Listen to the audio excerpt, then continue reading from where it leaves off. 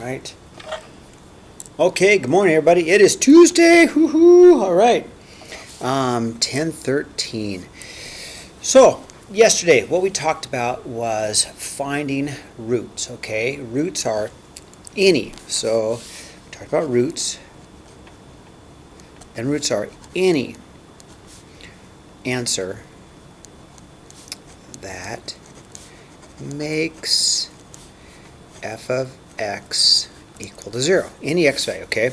And we also found out yesterday that sometimes there are imaginary roots, like the square root of -1, which is I, which work. As an example, we had x squared plus 4 equals 0, and I know that 2i and -2i are both roots, because you plug them in, believe it or not, it makes it 0. Even if they aren't real numbers, they still work. They're imaginary, but they're still roots. So there's a difference between roots and zeros.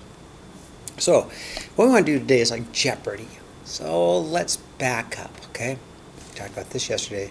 Let's back up. Let's talk about this one. So these are my answers, and they probably came from many equations. And let's see if we can make the original polynomial. So let's do this.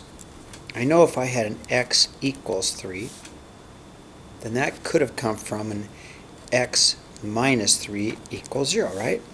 Solve for x, mini equation, we would have gotten this answer, right?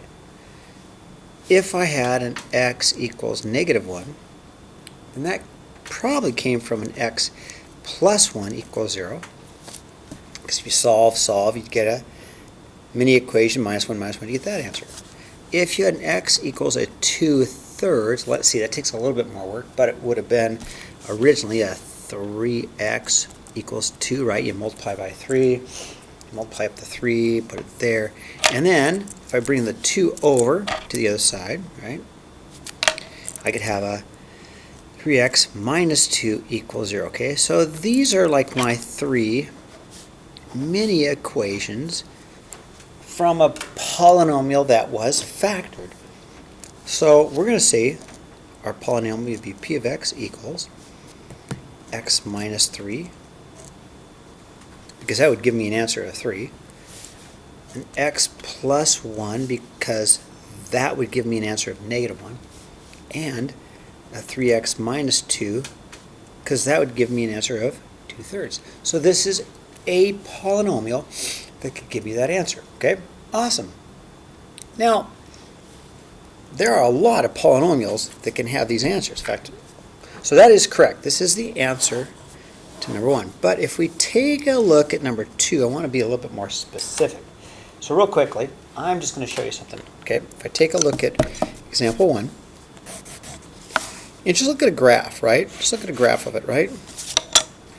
So if I've got a root of 3, a root of -1, and a root of 2/3, okay? So let me put those in there, okay? So I'll do a dot here,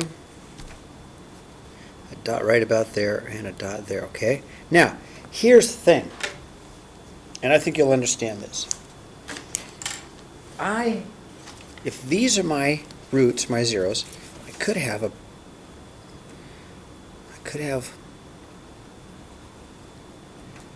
equation that looks like this. Yeah. Goes through, goes through, goes through. I could have an equation that looks like this. Oh yeah, that'd have the same roots, wouldn't it? Different, totally different problem, right? I could have a problem like this, okay? It even looks something like this.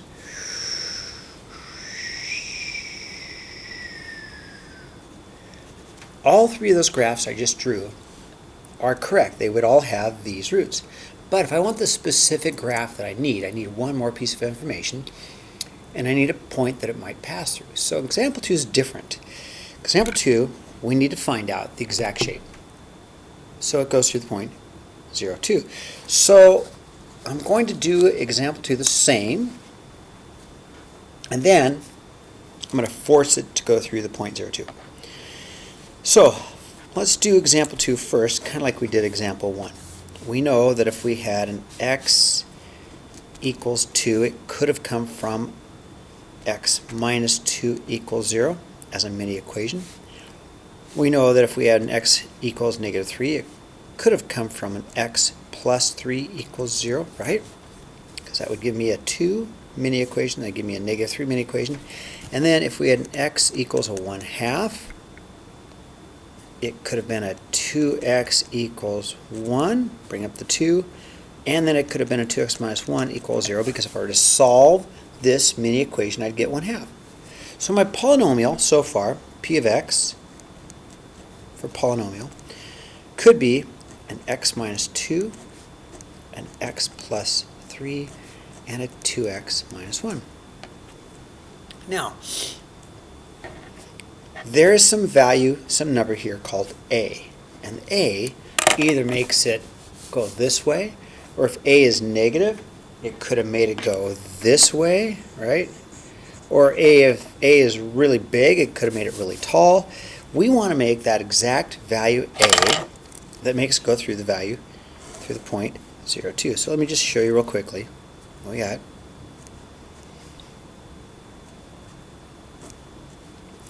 So here's kind of what we have.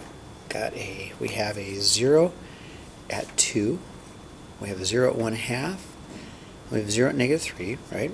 And it has to go through the point 0, 2.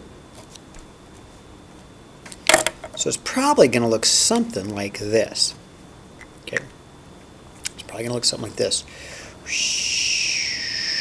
Probably something like that. That's my guess. Okay, so if we need the exact value, we need to find this value of a. Okay, so p of x and y are really kind of the same thing. Okay, so I wrote y equals a x minus 2, x plus 3, 2x minus 1, and I want to find this value of a that forces us to go through the point 2, 0. Then let's use the point 0, 2 and plug it in. What do I mean by plug it in? Well, let's take the point 0, 2 and plug it in. What do I mean by plugging it in? Well, that's an x value and that's a y value. So instead of writing y, I'm going to write 2. Instead of writing x, I'm going to write 0. I'm going to force this point to go through this equation, and then I'll get the exact equation that I need. Okay, so let's do that. So I take my other point, not my 0, and I plug it in. Plug in 0 for x's, 2 for y. So 2 goes here for my y. My 0 goes in for this x, and this x. So I'm going to go 0 minus 2. I'm going to go 0 plus 3, and a 2 times 0 minus 1. Okay? So to find the value of a that makes the parabola the right shape that we want, that makes it go through 0, 2, we plug in 0, 2 for x and y. So let's simplify. All right, so I'm going to have a 2 equals a times negative 2 times a positive 3. Now that's 0. 2 times 0 is 0 minus 1. Okay, let me keep going. So I'll have a 2 equals an a times positive 6. Negative 2 times 3 times negative 1 is a positive 6. I'll divide by 6 and I'll get 2, 6 for a, which is the same as 1/3. Okay, so that's the value of a. So what I'm going to do to get my answer is I'm going to take this 1/3 and put it right here. And my answer then is going to be p of x equals x minus 2, my 1/3 times x minus 2 times my x plus 3 times my 2x minus 1. And I can even graph this if I wanted to take my phone and put it on Desmos. I can even do this. I can check out my answer because Desmos will do this for me. So if I go to my Desmos and I go y equals, and I'll go a 1/3 times my parentheses x minus 2 parentheses times my x plus 3 parentheses, and then a 2x minus 1 parentheses. Let's see what it looks like. There it is. And we have our zeros at negative 3, 1/2, and 2, and it does go through the point 20. Cool. We made the right equation. Okay, moving on.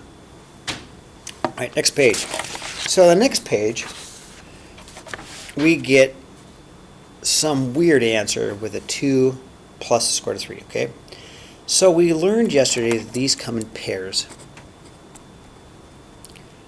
So we know that this second one here will have a p of x equals an x minus 2, which gives me that answer.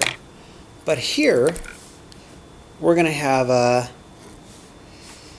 x minus 2 plus the square root of 3, and well, they come in pairs, don't they? They come in 2 minus the square root of 3 because they come in pairs. They always come in pairs.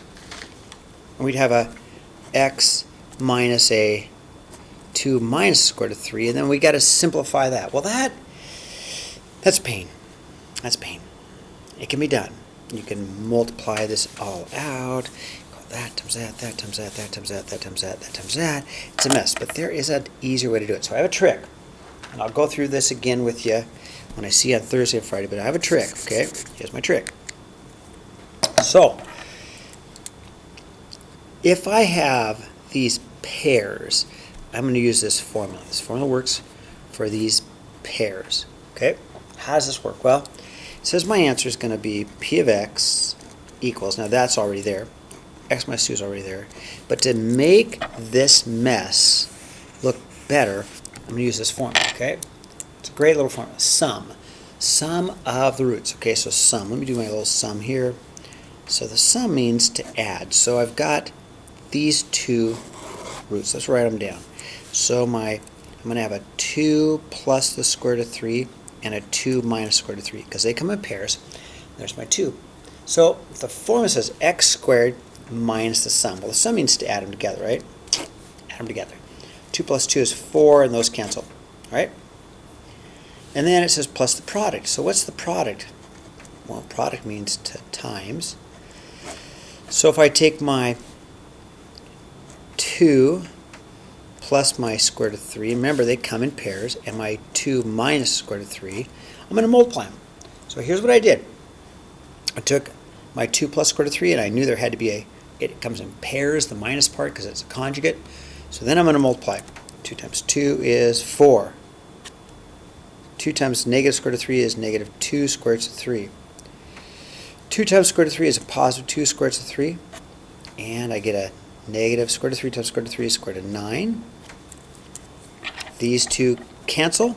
I get a 4 minus the square root of 9 is 3, which is 1. So the product is 1. So how does that work? Okay, let me circle what I want. I want that, and I want that, okay? So, I'm going to take, instead of this mess, I'm going to write parentheses, x squared minus the sum, minus 4x plus the product plus 1. And that will give me these two answers, okay? Now that's a little bit hard. This is the harder stuff, so we're going to do this again. Let me circle that. That's my answer. That gives me all three of these, okay? So, let's look at example 4 and do the whole process again for example 4. Okay, example 4. First of all, the x equals 2. That's easy. I'm going to go p of x equals just x minus 2. Okay, that gives me that answer. This one, though, they come in pairs. Okay, so let's rewrite them. So they come in pairs. Okay. If I have a 2 plus I will also have a 2 minus I. They come in pairs. We saw that in our journal, okay? Now, let's use our little equation up here. Scoot it down. I'm going to use x squared minus the sum. So figure out the sum. Sum means to add these two. So I've got a 2 plus I and a 2 minus I. And if I add them together, 2 plus 2 is 4, and those cancel. Okay, so I'm going to circle that. I'm going to use that. Okay.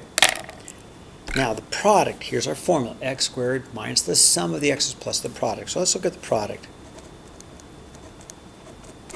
So product really means a 2 plus I times a 2 minus an I, and I'm going to multiply, okay?